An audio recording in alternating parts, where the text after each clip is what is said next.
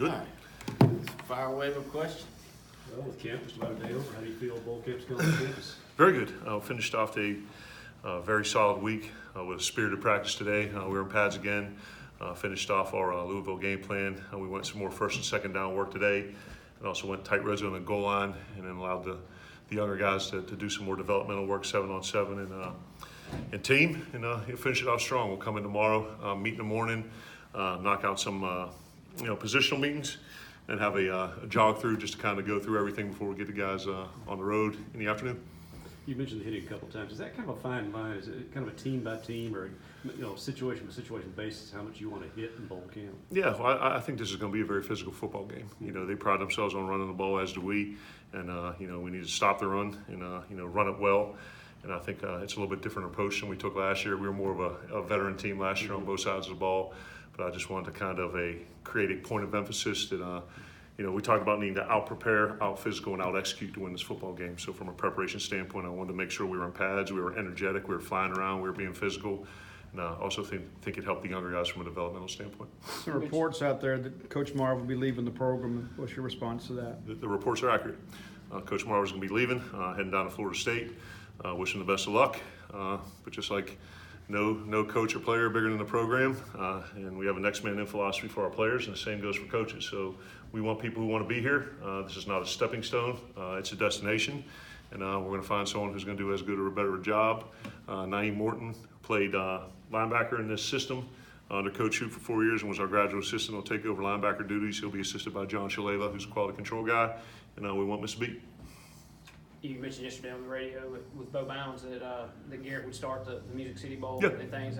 Is that just kind of a nod towards the future? Is it a nod towards Tommy's still not healthy, or is it just kind of what played into that? No, we're not looking towards the future until after this game. Yeah. Although we've talked about, this being the exclamation point on the 19 season and kind of a momentum builder to the 20 season, but we're starting Garrett because he's earned the right to be the starter. I think he's 3-0 in the games he started, 2 SEC games. He's moved the ball well against the teams that we haven't beaten. He's fully healthy. He has the confidence of the team, and that's certainly not a knock against Tommy. Tommy's healthy, but I don't want to say go with the hot hand, but Garrett's proven when he's a starter that we've won football games. Tommy will be available though. Yes, Tommy's going with the twos right now. Is Will the only signing that you were able to get out there for practice? Yeah, there's some things in terms of graduation and compliance and making sure all of those I's are dotted and T's are crossed, and we did our darndest to try to get as many as we could here, but Will was the only one that was able to get the paperwork done. He did great today, actually. It was funny. Last year, the first ball that Garrett threw as a mid-year enrollee slipped out of his hand, and the guys were really getting after him on the defensive side of the ball, and they come back and completed the next one. And I mentioned it in the team meeting when we were introducing Will, and it was a self-fulfilling prophecy. First one flew right back out of his hand, completed the next one. You could tell he was a little bit, I won't say nervous, but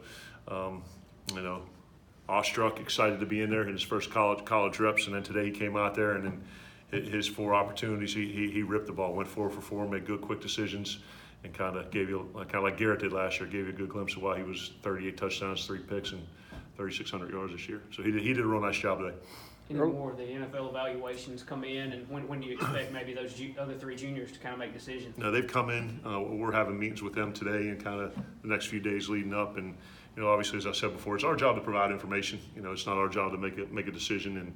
And the young men and their families will decide what's in their best benefit, and we'll support them with whatever they decide to do. And when they decide to, I guess, make the announcement of what they're going to do is on their time frame. But we're going to have those meetings, provide them the information, and hope they make a great, solid decision. We know that Cam is not playing in the ball game. Is there anybody else that you expect not to be available for the ball game? Excuse me. Yeah, this hadn't come up in the past.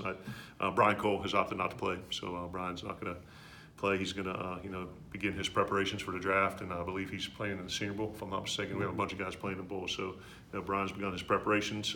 Fred Peters, who's played really, really well down the stretch, junior college guy, another one of these first-year guys who stepped in and done really well.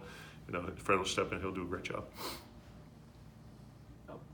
Danny P, he's not here. He wanted me to ask you about Javante Payton going home to Nashville and playing this game. Just what's he kind of meant in Javante's development and things this year, and just what he's meant for the team, what you see for him going forward? For a first-year guy, he's done really nice. I mean, the opportunities he's had as a receiver, excuse me, he's done a real nice. Had a nice catch against Ole Miss and run. Had a real nice one against Abilene Christian, and sometimes things it goes unnoticed. But I mean, he's a special teams demon right now. I mean, he flies it down on kickoff coverage. Here's what I love about him: whatever you ask him to do, he's going to do it. He's going to do 100% of the time, with great effort, with a smile on his face. And that's, we're talking about building forward. You know, usually you don't see wideouts, particularly ones that are 6'1", about 175 pounds, real fired up about running down and covering kicks. But he's a guy I love, because anything you ask him to do on or off the field, he's going to do it to the best of his ability. The team headquarters is the Gaylord, correct? Sir, Team headquarters is the Gaylord Hotel. is that the Opryland? Is that what? Yes. Yeah. And I'm sure you've been warned about it covers about 3 counties and they're in size out there. So trying to keep everybody organized when the challenges of bowl week.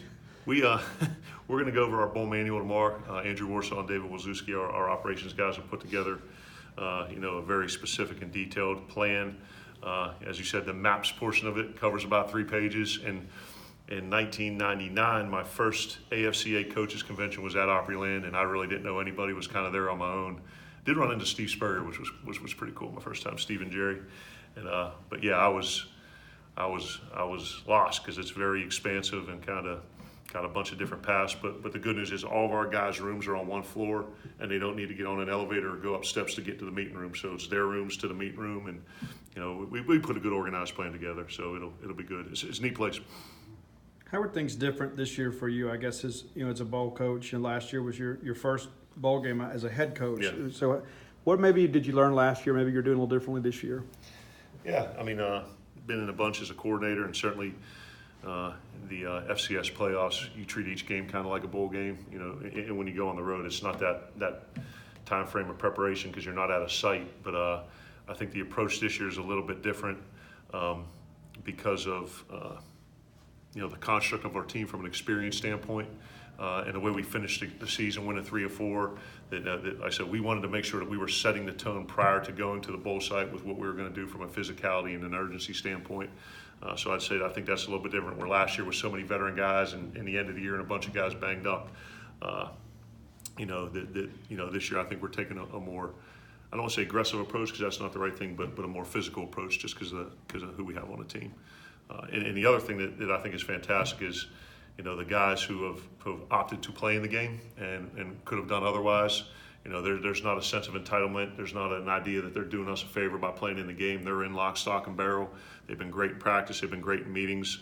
They're going to come out full speed and do a great job to finish the season the right way. JP and DeMonte, they're still doing. No, getting better? I mean, just going, the night it happened, myself, Jay Perry, and Deke actually showed up, and we were there the entire time. When JP left, and then DeMonte got discharged that night. That was around 12:30, 12:45. So we got out of there that night. And then the next day, was that Friday? Next day Wednesday. Wednesday. Okay, I mean that's all. Yeah, I'm sorry. All run together. Then we had signing. I apologize. We had signing day. That ended. Canceled Thunder and Lightning. We made up for it the next day. We crushed it. And then my wife and I went to see JP with Jay, and then Thomas Cowens has been unbelievable with him, and it seemed like the whole town of Pelahatchie was there. I mean, this kid's so popular. He has so many friends and so many visitors, and he was recovering nicely. But the beautiful part of it is we were joking that he has recovery skills like Wolverine, because he was discharged today and came out to meet the team at the end of practice, which was phenomenal. So JP's out of the hospital. He's doing well, and all our prayers are with him on his way to hopefully a full recovery.